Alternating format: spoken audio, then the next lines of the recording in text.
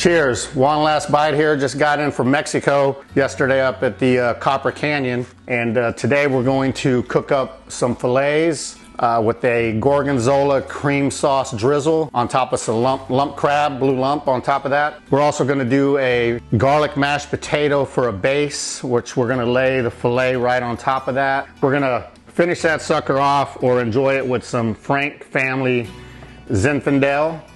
And we're going to have some different Italian breads with some primo olive oil and check it out. So stay tuned for the production. Cheers. We're going to go ahead and season these on all sides with a little bit of salt and pepper. Actually a little salt and pepper and garlic mix. All right, we're now going to move this bad boy to the cast iron, and we are going to move it into the 325-degree oven for 20 minutes for a reverse sear. What's the benefit of doing like a reverse sear versus just searing it in your pan?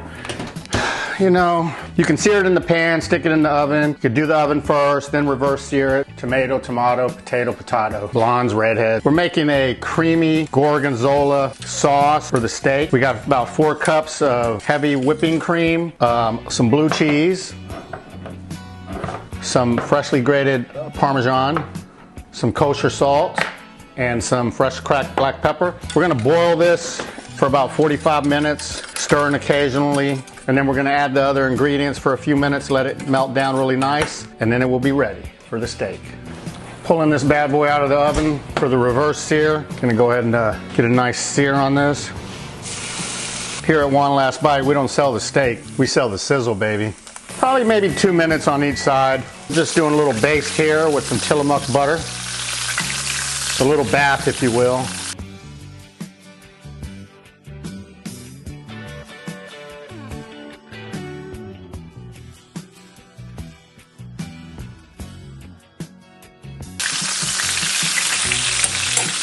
I'm gonna set it over here and let it rest.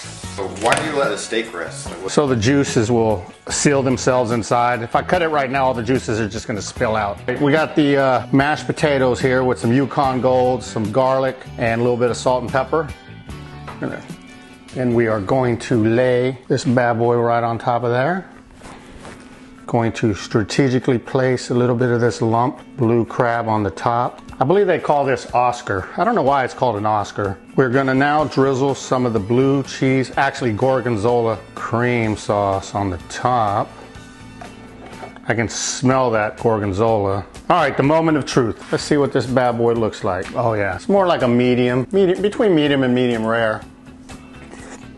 They say the fillet is like a blank canvas to create your own flavor profiles, and this sucker is amazing. Thanks for watching One Last Bite. We appreciate all the love. Please like and share and let your family know this is where it happens, right here at One Last Bite.